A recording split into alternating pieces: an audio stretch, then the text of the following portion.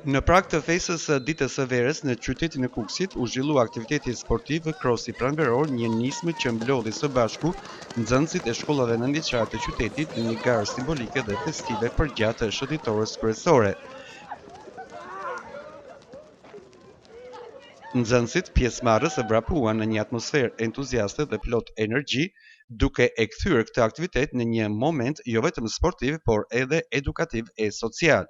Sipas Besiona Dungës, specialiste në zyrën vendore të arsimit të parauniversitar Kukës, Crossi Pranveror organizohet çdo vit dhe ka për qëllim të nxjisë edukimin fizik të nxënësit si një komponent i rëndësishëm e informimit të tyre të përgjithshëm. Zyra vendore arsimit parauniversitar Kukës të bashkëpunimit me Bashkinë organizon sot Crossin e përgjithshëm pranveror. Ky aktivitet patjetër që synon të nxjisë rolin e edukimit fizik në shëndetin fizik dhe mendor të nxënësve. Organizua midis djemve dhe vajzave nga të gjithë shkollat e qytetit, nga klasa e 6 deri në klasën e 9.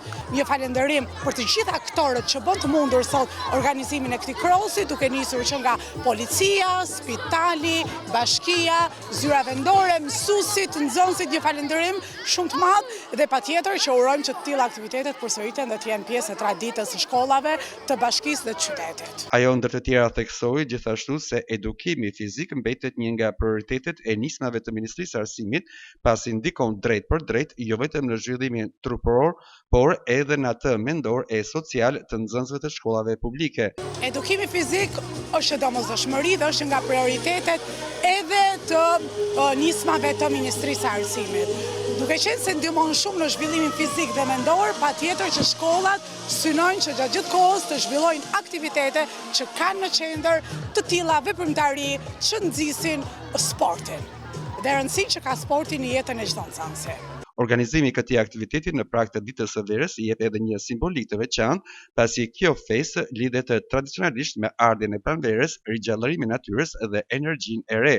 Në fund të garës, nxënësit që zun 3 rondet e para u vlerësuan me mirënjohje, ndërsa aktiviteti u përmbyll mes duartokujteve dhe entuziazmit të pjesëmarrësve, mësuesve dhe prindërve të pranishëm.